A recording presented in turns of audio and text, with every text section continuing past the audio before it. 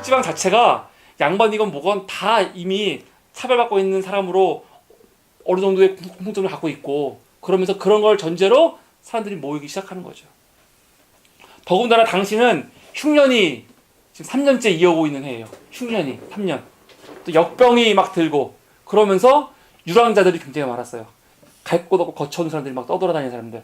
이 사람들은 지금 이 책 내에서는 희망이 없는 사람들이에요. 유랑자라니까요. 집이 없는. 원망이 가득한 스테이지. 그래서 그 사람들을 귀합해서 밀란이 일어나는데, 홍경래의 난을 가만히 보면은 홍경래의 난은 그냥 막 너무 살기 힘들어서 백성들이 홧김에 일으킨 밀란이 아니에요. 굉장히 치밀하게 준비하고 모의되고 또 세력을 갖춰갖고 일어난 반란이에요. 사람들은 어느 정도 지휘부가 형성이 됐고 형태를 갖추고 한 다음에 사람을 모으는 건 어렵지 않았어요. 이의저, 아까 부사 있죠. 그 이의저가 광산 노동자를 구한다는 광고를 하죠. 그러니까 얼마나 많은 유랑자가 있어요. 다 모여드는 거예요. 이 사람들이 홍경대의 난 때 처음에 그런 주력 부대가 되는 거죠. 이렇게 사람들이 갑자기 모여들면 관에서도 이상하잖아요. 관에서 좀 눈치를 챘어요. 그런데 지금 광산 노동 하려고 하는 거다, 이렇게 할 말은 없고. 그래서 원래는 순조 12년 1월에 거사를 하려고 그랬는데 앞당겨서 순조 11년 12월 18일에 거사를 하는 거예요. 겨울에 거사하니까 아까 김정호의 아버지가 한겨울에 산으로 들어가서 죽은 거 아니에요. 그러면서 12월 18일 민중봉기 축정식을 가져요. 다 서가지고 군대가 축정하는 것처럼 축정을 해요. 보통 밀란이 그렇게 일어나지 않죠. 갑자기 막 화가 나갖고 막 일어나는 거지, 이렇게 딱 군대 축정식하고 다 나름대로 다 직급이 있고 조직을 갖춰서 하지 않는다고요. 근데 홍경래의 난은 그렇게 일어난 밀란이에요. 그리고 나서는 경문을 써서 아까 말한 것처럼 경문에서 안동 김씨, 박남박 씨 척족들의 득세를 규탄하는 내용을 써서 이것들을 서북지방 중앙정부에 다 보내는 거예요. 싸우려고 하지 말고 다 문을 열고 우리를 받아들여라. 그러니까 자기들이 군을 일으킨 명분이 있는 거죠. 척족들. 그러니까 홍경래의 날을 잘 보면은요, 이거는 왕실을 반대하는 밀란이 아니에요. 체제를 전복하려는 게 아니에요. 이게 또 한계이기도 하고, 홍경래가 대원수 제일 높은 직에 있었고, 부원수의 김사용, 군사의 우군칙, 도총의 이의저, 선봉장의 홍총각과 이재초. 홍총각이라는 사람은 굉장히 싸움을 잘하는 사람이었어요. 아주 장사였어요. 그래서 이들이 처음에 향한 곳이 가산이에요. 그래서 가산 지역에 가서 가산 쪽에 군사가 먼저 가니까 가산 군수가 그 얘기를 듣고 백성들을 몰려갔더니 백성들이 아무도 없어. 이미 다 도망갔어요. 성으로 들어왔더니 성에서도 오히려 병졸들이 있잖아요. 성 안에 이미 관속과 나돌들이 있는데 홍경래가 들어오니까 오히려 이 사람들은 갖고 싸우는 게 아니고 문을 열고 맞아요. 얼마나 황당해요. 그래서 이 가산 군수도 홍경래 군이 투항하라 이렇게 한다고요. 투항하라. 근데 끝까지 투항하지 않고 혼자서 한 거 하다가 결국 목이 베어져 죽어요. 나중에 이 정씨는, 가산군수 정씨는 조정에서 병조판서로 추중이 돼요. 이때의 공으로. 원래는 군수지요. 군수면은 정사품이에요. 근데 병조판서는 정이품이에요. 둘 차이가 어느 정도 차이인지 아세요? 잘 이해가 안 되죠. 군대로 말하면은 대령, 무궁화 3개 정도예요. 그래서 대령에서 올라가면 장군이거든요. 별 하나. 근데 장군 진급이 굉장히 힘들기 때문에 대부분 다 대령에서 전역을 한단 말이에요. 대부분. 그러면 이때 이 사람은 대령이에요. 여기서 전역을 해야 돼. 별 못 올라가니까 거의. 근데 병조판서는 별 4개예요. 대장. 군에서 대장이에요. 그러니까 조정에서 얼마나 이 사람을 높여가는지 알겠죠. 사실 대단한 일이라고. 역도를 막은 것도 아니고 역도를 막으려고 했는데 다 도망갔잖아, 군사들이. 그럼 사회는 오히려 이거에 대해서 책임을 지고 징계를 하거나 해야 돼. 얼마나 관리를 못했으면. 근데 이렇게 올라간다고요. 근데 왜 이렇게 했냐면 홍경래가 8개의 군을 다 점령을 했을 때 한 번도 싸운 적이 없어요. 다 투항 아니면 도망가는 거였거든요. 근데 그래도 유일하게 끝까지 비록 군사로 싸우지 못했지만 잡혀가지고 야 너 항복해. 항복 안 해갖고 그냥 죽은 거지만 그래도 끝까지 항복하다가 죽은 건 정씨가 유일했어요. 그러니까 이렇게 높이 평가를 한 거예요. 곽산 다음에 선천이죠. 선천에 가면은 김익순이라는 사람이 있어요. 김익순. 이 사람은 아예 들어오니까 문 열어주면서 오셨습니까? 나중에 홍명래를 대청까지 데리고 올라가 대청. 그래서 술까지 딱 만들어갖고 거기에 했던 사람이 김익순이에요. 김익순. 근데 김익순이 중요해요. 우리 구구달에서 김병현의 할아버지예요. 김병현의 할아버지. 이게 말도 안 되는 얘기죠. 그리고 이거 이름이 잘못 나온 거야. 여기선 김병영인이라고 했지만 진짜 이름은 김병영인이 아니고 김병원이에요. 나중에 이 사람이 할아버지가 이런 사람이라는 걸 알고 너무너무 부끄러워서 평생 뭘 했어요? 삿갓을 쓰고 다녔어요. 그래서 보통 김삿갓이라고 부르는 사람이죠. 근데 이 드라마에서는 김삿갓이 홍명래를 따르는 사람으로 나온 거죠. 이건 참 놀라운 설정인 것 같아요. 그 선천 위에 철산이잖아요. 이 철산 부사는 더해죠. 이장겸이라는 사람인데 이 사람은 뭐 문 열어주고 술 따라주는 정도가 아니라 아예 홍명래 군에서 돈과 쌀 관리를 맡아요. 그래갖고 홍명래의 난에 아예 동참을 하는 거잖아요. 동참을. 이런 식으로 참여하거나 아예 도망가거나 그런 사람들이 많았다고요. 그렇게 8개 고을을 피 한 방울 안 흘리고 함락했으니 얼마나 사기충천하겠어요. 가는 곳마다 사람들이 항상 과시를 맡은 사람들인데 가는 곳마다 관리들이 도망가고 문 열어주고 하니까 아주 사기가 막 올라가죠. 홍경래가 8개의 고을을 함락하고 그리고 정주성까지 다 함락을 해요. 그리고 나서 이제 홍명래 군이 평양도까지 내려가야 돼요. 결국 목적은 평양도 내려갔다가 평양도 내려가면 한양이에요. 근데 평양 내려가기 전에 거쳐야 되는 곳이 안주예요. 안주성. 근데 안주성은 보통 성이 아니거든요. 안주성은 정묘호란 때도 후금을 상대로 마지막까지 싸웠던 최후 결정지가 이 안주성이란 말이에요. 근데 거기를 싸워야 되는데 군사였던 우군 측이 안주성은 만만한 성이 아니다. 신중해야 된다는 신중파가 하나 있었고 안주성을 빨리 함락하고 평양 가야 된다 하는 파가 있었어요. 근데 신중파가 앞섰어요. 그러니까 갑자기 스톱이 된 거죠. 이게 사실 실수예요. 안 할 거면 모르지만 할 거면 빨리 했어야 되는데 시간을 주니까 관군들도 응원병이 와가지고 다 채워지죠.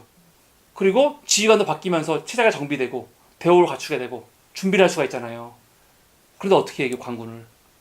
더군다나 관군이잖아요. 아무리 조선의 군이 뭐 당나라 군대라고 해도 관군과 일반 농민들은 달라요. 당연히 다르겠지. 그래서 그 관군과 이 봉기군이 평지에서 만나갖고 싸움을 해요. 처음에는 그 봉기군이 앞서는 것 같았지만 나중에 보니까 막 그냥 앞에서만 싸우는 게 아니고 관군은 뒤에서도 막 들어오거든요. 그러니까 전술이 있는 거잖아. 전술을 같이 싸우니까 결국은 패한다고요. 패하고 도망가요. 도망가서 결국은 자기들의 처음 거주지였던 가산까지 도망가고 가산에 가서 홍경래의 가족들을 다 데리고 다 어디로 도망가냐면 정주성 안으로 다 들어가요. 정주성 안으로. 그러니까 이때 정주성 안에는 라온이도 있었던 거죠. 부인도 있었고 다 이 안에 있어야 되는 거야. 가족을 다 들어갔으니까. 근데 이때 홍경래가 군을 일으켜서 그 평양으로 진격할 때 평양팀만 있던 게 아니고 한 팀은 의주로 올라가는 팀이 있었어요. 왜냐면 평양을 점령한 다음에 한경도 내려가면은 최소한 북쪽은 다 안정적이어야 되잖아요. 근데 우주성을 점령하지 않으면 우주에도 적이 있잖아요. 그러니까 불안하니까 내려가기 전에 서북지방을 다 점령하기 위해서 우주까지 보낸 거예요. 이건 대단한 사실은 결기예요. 왜냐면 자신감이고 평양 점령하고 한양까지 가겠다는 마음이 있는 거죠. 확실히 있으니까 아예 우주까지 다 깨끗하게 점령하고 가겠다는 거잖아요. 그래서 우주 가는 팀도 사실은 가는 곳마다 다 이겼어요. 고을을 다 점령했죠. 그런데 그 평양도 팀이 이 안주성에서 패했다는 소식을 듣고 굉장히 다 의기소침해지죠. 그때 우주성에서 군사들이 나오면서 다 패하게 되는 거예요. 그리고 거기 남아 살아 돌아온 사람들도 정주성으로 돌아오는 거죠. 그러니까 결국 정주성에 나머지 사람들이 다 들어온 거죠. 그리고 거기를 약 10,000여 명의 조선 군사와 의병들이 둘러싸는 겁니다. 이게 홍경래의 난 때 정주성을 둘러싸고 있는 그림이에요. 정주성 안에 사람들이 모여있죠. 이때가 홍경래가 난을 일으키고 한 10여일 지났을 때요. 10여일. 그러니까 10여일 만에 이제 결국 패하고 성으로 포위가 된 거죠. 한 10,000명의 군사들이 모여있고. 근데 지금 성 안에는 여자부터 아이까지 다 합쳐서 10,000명이 안 돼요. 그런데 성 자체를 함락하는 건 쉽지가 않아요. 피해도 크고. 10,000명의 군사가 없고 10,000명 안에 있는 성 있는 사람들을 하고 싸움하는 건 힘들어요. 그거는. 성을 막 올라야 되고 그러는데 피해가 크다고요. 그러니까 처음 방법은 뭐였냐면은 그냥 고립시키는 거예요. 고립. 음식 못 들어가게 하고 정신적으로도 힘들게 하고 그렇게 하는 것들을 하죠. 그러면서 순조가 위무책을 발표해요. 위무책. 뭐냐면은 관서지방의 옛 황곡을 일치탕감하고 군포싱수 중지한다는 거죠. 아까 삼정의 문란 얘기했잖아요. 이거에 대해서 얘기해 주는 거예요. 군포 내지 마. 황곡, 환정. 쌀 빌렸으면 돈 갚아야 되잖아요. 그거 면제.